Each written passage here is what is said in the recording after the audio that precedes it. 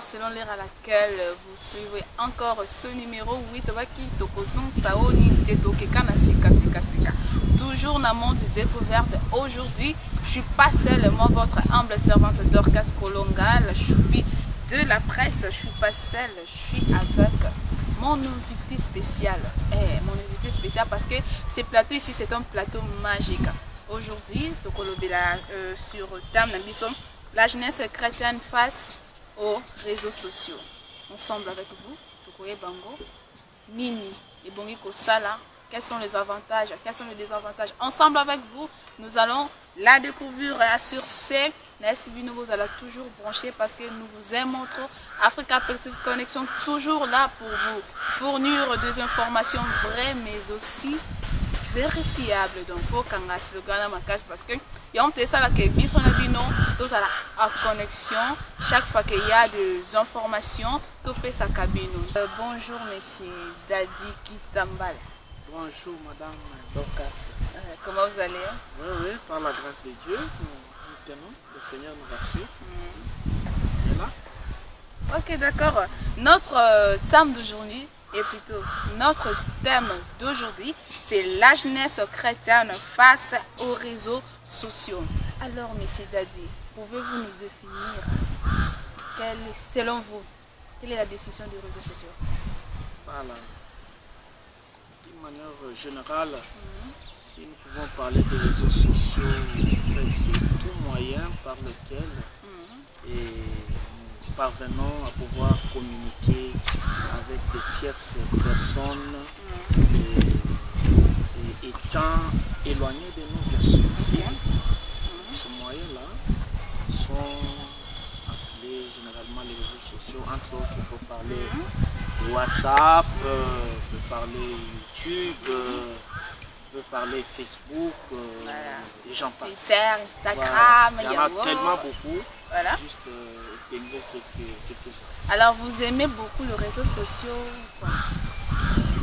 Bon, aimer les réseaux sociaux, je dirais oui. Je dirais aussi non. Pourquoi oui? Pourquoi non? Bon, oui, je dirais oui les réseaux sociaux. Pourquoi? D'abord, premièrement, les réseaux sociaux, ça dépend au fait par la personne, dépend d'une personne à une autre. Je dirais pourquoi? Parce que ces réseaux sociaux, au moins, permettent, par exemple, auparavant, vous avez quelqu'un qui est éloigné de vous, pour l'atteindre, c'était tout à fait difficile. Donc, les réseaux sociaux nous a facilité le rapprochement. Donc, tu peux être, je ne sais où, à l'aide des réseaux sociaux, vous pouvez communiquer, même vous voir, comme si vous étiez ensemble. Donc, voilà. C'est bien. Mais non, pourquoi? Parce que tout simplement, c'est un problème, moi je l'appelle voleur du temps. Voilà. Lorsque vous êtes accro et que vous ne pensez pas à faire autre chose là, les réseaux sociaux deviendra un obstacle parce que vous serez tout le temps accroché aux réseaux sociaux sans pour autant penser à accomplir d'autres tâches de la vie. Ok, monsieur Dadi Kitambala. Est-ce vrai que le réseau social est devenu un danger pour la spiritualité de chrétiens? Effectivement. Actuellement, nous avons remarqué que avec les réseaux sociaux, c'est vraiment un danger si nous n'en tenons pas compte. Si nous ne tirons pas attention ou si nous ne nous disciplinons pas, vraiment à ce cas-là, nous dirons à haute voix que les réseaux sociaux constitueraient un danger pour les chrétiens d'une manière générale et la jeunesse chrétienne particulièrement. Alors, concernant Bateau, Bakomiko, ça les réseaux sociaux en publiant de motivation, donc en publiant des phrases de motivation, voilà. En publiant de tests versets bibliques en fait, en publiant beaucoup plus, c'est comme s'ils sont vraiment des saints. Selon vous, c'est mal ou bien c'est bien de la pratiquer? Bon, tout dépend de l'origine, tout dépend de la personne peut-être qui publie. Parce que quelque part, la parole de Dieu est en train de nous dire si je crois que c'est en Matthieu, si je ne m'abuse pas, si nous entendons la parole, là c'est Jésus celle qui est en train de parler. Si vous entendez la parole de Dieu et que vous la mettez en pratique, alors à ce moment-là vous serez comparable à une maison construite sur le roc. Et les pluies, les tempêtes, les vents viendront, mais cette maison ne sera pas emportée.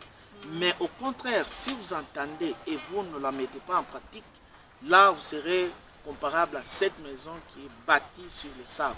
Voilà. Et admettez une maison qui est bâtie sur le sable, donc quand les tempêtes viendront, et cette maison ne pourra pas résister, bien sûr. Alors les personnes qui publient ces choses, ce que je venais de vous dire par rapport à cet exemple, c'est tout simplement de vous faire voir que quand je parle ou bien je motive quelqu'un par rapport à la chose de Dieu, est-ce que je vis? Est-ce que c'est ma vie ou bien tout simplement voilà, parler? Voilà. Car Dieu n'aime pas l'apparence, le Seigneur regarde le cœur. Voilà. Alors si je publie, est-ce que je suis en conformité avec le Seigneur? Au cas contraire, je peux publier, je peux peut-être maîtriser tous les versets plutôt de la Bible. Mais si ce verset pas d'effet chez moi, pas chez moi d'abord, tout ce que je fais, ce n'est que du passe-temps, voilà. Ce n'est que de l'apparence. Parce que quelque part encore, on nous dit dans la parole, les gens ont l'apparence de la piété, mais en reniant ce qui fait la force. Et ce qui fait la force, c'est quoi? C'est la parole de Dieu. Donc, nous devons d'abord vivre. Donc, je peux te parler de Dieu, mais moi-même, je ne vis pas Dieu. Voilà. Vous ne voyez pas qu'il n'y aura pas de pacte. Donc, méfiez-vous de toutes ces choses. Au moins, il y a de ceux, là, il faut reconnaître, voilà. Il y a de ceux qui le font en étant enfant de Dieu, voilà. Un vrai enfant de Dieu, pour pouvoir fortifier voilà. Et d'autres. Donc voilà, parce que nous avons vraiment remarqué ces derniers temps, toute personne est devenue pasteur, toute personne est devenue évangéliste, toute personne est devenue l'homme de Dieu, toute personne est devenue saint. Vraiment. Alors il n'y a que de publications de versets, tu sais, Dieu avait dit, moi je ne connais pas trop la Bible, donc Dieu avait dit, ça est ça, ça. Mais à la fin du compte, vous-même, vous ne les utilisez pas. Voilà. Vous publiez seulement pour attirer les gens, pour avoir beaucoup de vie, pour avoir beaucoup d'abonnés. Mais en vous, vraiment, il n'y a pas du Saint-Esprit. Alors, il faut vraiment faire l'attention. Parce que nous avons effectivement. Vous voyez, donc c'est un Dieu trop saint. Alors il faut aussi lui servir avec toute une sainteté pour que tu sois aussi béni, toi ainsi que ta 4e génération. Vous voyez, donc c'est ça. Alors, Nabafio Mikoloyo, nous avons vu, parlons ça aussi, c'est ligne d'actualité, nous avons vu des publications concernant les sextapes Yabana IPC. Oui, les enfants en question sont aussi des chrétiens. Ils se dirigent aussi dans des églises. Peut-être d'autres entrent et sont de protocole. Les autres aussi sont des chantres, choristes.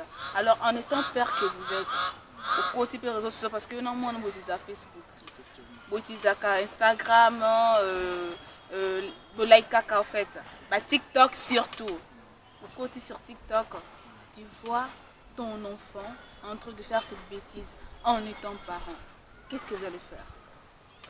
Bon, vraiment, vous savez, le monde des réseaux sociaux aujourd'hui, c'est un monde vraiment en danger, à haut risque. Bon, ce qui s'est passé, vous voyez, aller à l'église, cela ne supplie pas que je suis enfant de Dieu. Et rendre un service à l'église, cela ne veut pas dire que je suis enfant de Dieu, ou cela ne garantit pas le ciel. Madame, laisse-moi vous dire que être enfant de Dieu, c'est vivre selon la parole de Dieu. Et je peux tout faire, je peux servir, je peux même être pasteur dans l'église. Mais si je ne mets pas la parole de Dieu en pratique, donc tout ce que je fais, je le fais en vain. Voilà. Et ces jours-là, lorsque le Seigneur Jésus-Christ viendra, il me dira qu'il me connaît. Voilà. Parce que j'avais le nom de Dieu dans la bouche. Voilà. Mais je ne vivais pas ça. Dans mon cœur, voilà. Voilà, mais c'est un peu déplorable, plutôt, c'est un peu gênant C'est un peu gênant par rapport à ce qui se passe sur les réseaux sociaux, les sextapes. Toutefois, nous sommes en train toujours de pouvoir inviter et ceux qui se déclarent des chrétiens, ceux qui se déclarent des dieux, enfants de Dieu, pasteurs, je ne sais et qui, alors que nous déclarons des dieux, nous devons chercher à pouvoir rétablir notre alliance avec le Seigneur. Voilà. Nous devons chercher à pouvoir vivre la vie de Dieu, qui donne l'apparence d'être appelé enfant de Dieu, d'être appelé pasteur alors que je ne le vis pas. Oui, nous ne sommes pas parfaits. La chrétienté, je voulais dire encore que ce n'est pas une perfection. Là, je m'adresse à tous chrétiens qui me suivent. La chrétienté n'est pas une perfection, mais la chrétienté, c'est un processus vers la perfection. Et cette perfection sera parfaitement accomplie lorsque le Seigneur Jésus-Christ viendra. Donc, c'est-à-dire nous devons marcher dans la crainte de Dieu. À chaque fois, et chercher afin que le Seigneur puisse nous transformer pour que ce jour-là, nous puissions avoir part au trône de la grâce. Ok, merci beaucoup, monsieur Dadi. Alors, quels sont les désavantages lorsque la spiritualité virtuelle commence à remplacer notre spiritualité réelle? Quels sont les désavantages? Les désavantages par rapport à la spiritualité virtuelle, c'est-à-dire aux réseaux sociaux. Oui, notre spiritualité virtuelle. Virtuelle voilà. Qui dit que, donc, vous connaissez déjà, et là, vraiment lié à Nzambete. Donc, virtuel dans ce sens que donc, nous sommes dans la spiritualité réelle. Donc, alors, virtuel, les locaux, ils ont mon en informatique. Voilà. Alors, quels sont les désavantages? Lorsque lorsque la spiritualité virtuelle qui veut dire quelque chose qui ne se voit même pas, commence à remplacer la spiritualité réelle, ce que nous vivons, la spiritualité qui est en nous, et commencer à être remplacée par une spiritualité qui n'existe même pas. Quels sont les désavantages? Bon, premièrement, je pourrais dire que de plus en plus cette spiritualité nous éloigne du Seigneur. Donc nous n'allons pas vivre la vie qu'il faut. Voilà. Nous n'allons pas vivre la vie qu'il faut. Et selon ce que tu as dit. En tant qu'enfant de Dieu. Donc, d'une manière générale, je voulais tout simplement dire, parce que nous parlons de la jeunesse chrétienne et les réseaux sociaux. On parle de jeunesse, nous voyons donc, des personnes ayant un âge quelconque. Et si nous pouvons définir la jeunesse, c'est juste la jeunesse ici, on la définit même au niveau de 50 ans. Oui, donc, normalement la jeunesse prend fait à 70 ans. Voilà. Par là, je voulais dire tout simplement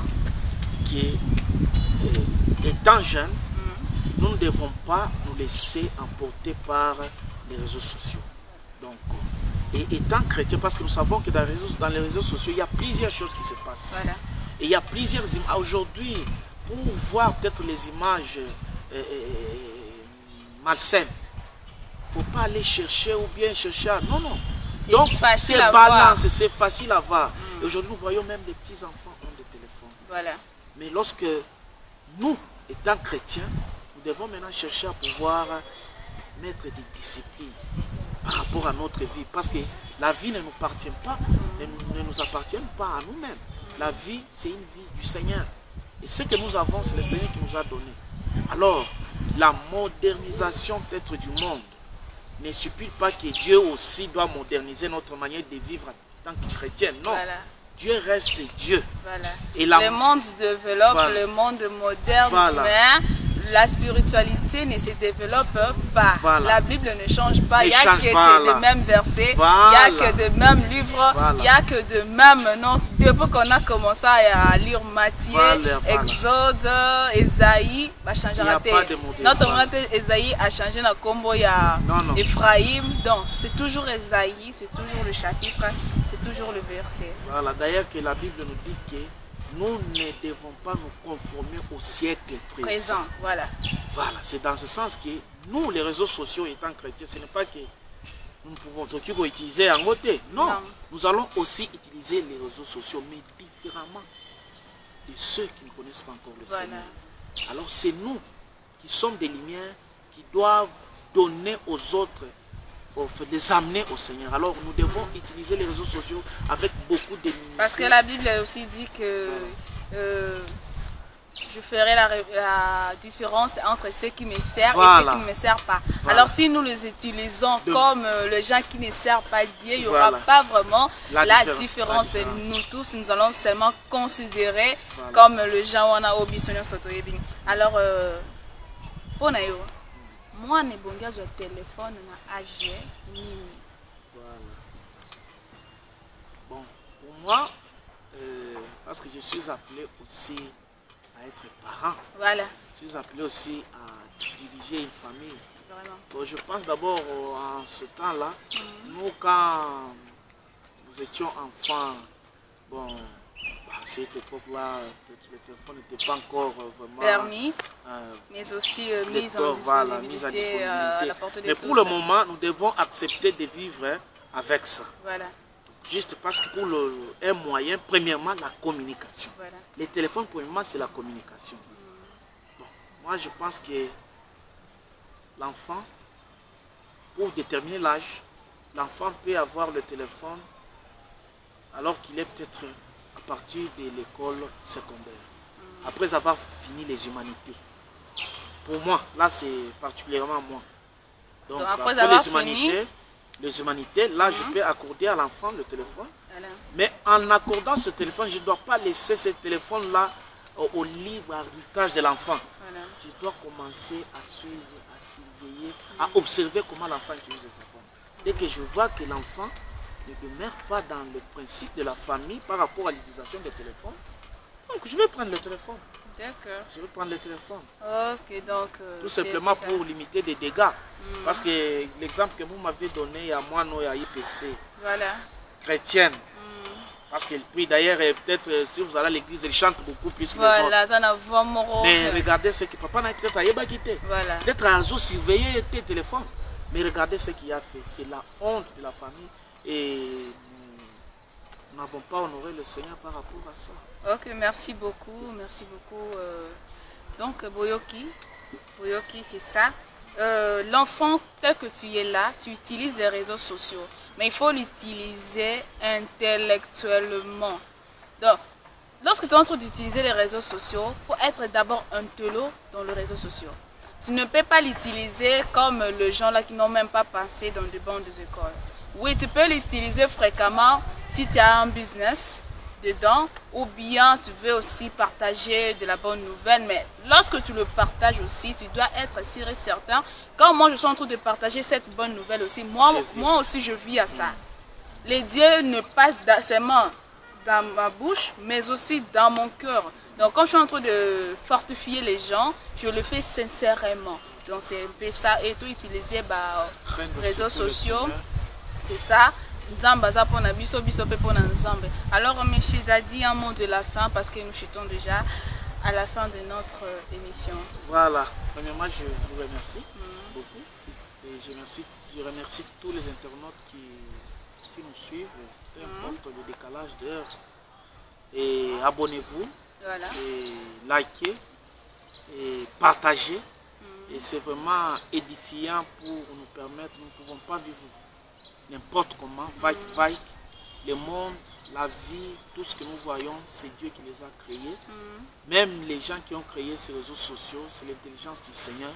Alors utilisons avec la crainte du Seigneur. Et là, nous honorons notre Dieu.